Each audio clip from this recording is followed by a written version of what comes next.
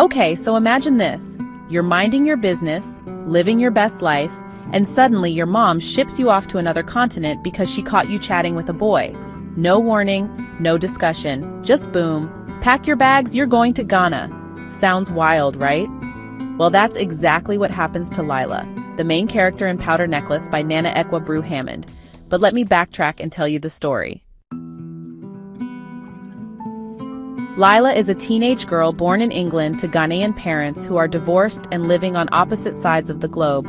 Her mom's in England, her dad's in the United States.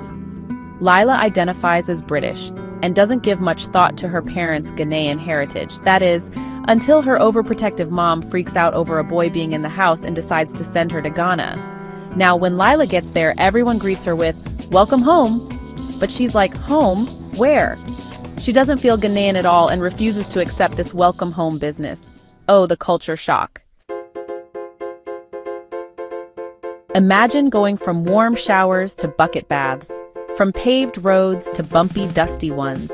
And let's not forget the school desks that looked like they had survived a hurricane. Lila, being the British teen she is, was not impressed. But what's fascinating is how she begins to adapt.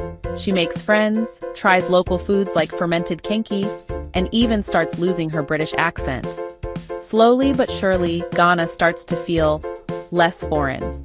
Just as she's starting to settle in, though, her mom calls her back to England. Because why not disrupt her life again, right? Hold on, though, the roller coaster isn't over. From England, Lila is shipped off to the United States to live with her father, a man she barely knows. She describes their relationship like this.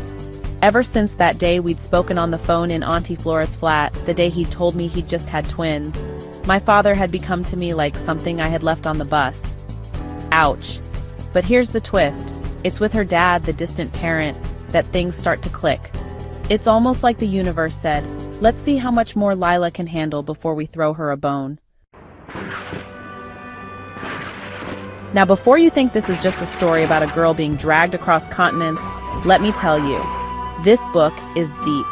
It doesn't sugarcoat the struggles of kids born to immigrant parents, living in places they barely understand, and trying to figure out who they are.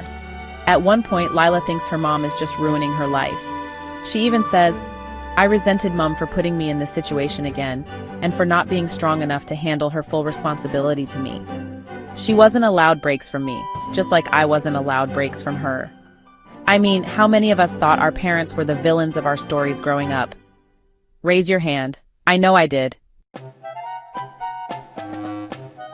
So, this masterpiece right here is Powder Necklace by Nana Ekua Brew-Hammond. It's a coming-of-age story that perfectly captures the struggles of identity, belonging, and the misunderstandings between parents and kids. What I loved most is how honest it is. Nana doesn't shy away from the tough stuff, like the cultural differences, the awkward adjustments, and the things that just aren't great about either place. And yet, through all of Lila's experiences, you see her grow. You feel her pain, her confusion, and eventually her strength. I think what makes this book so special is how relatable it is, even if you haven't lived across continents. It's about finding yourself in a world that keeps trying to label you.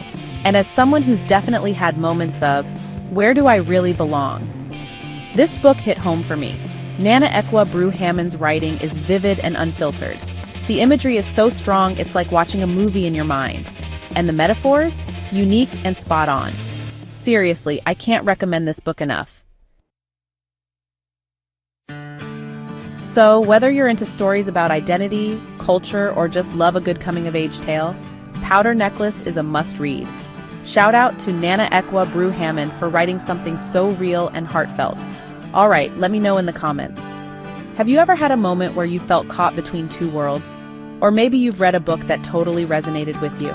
I'd love to hear about it. Thanks for watching, and don't forget to like, subscribe, and hit that notification bell. Until next time, take care and keep reading.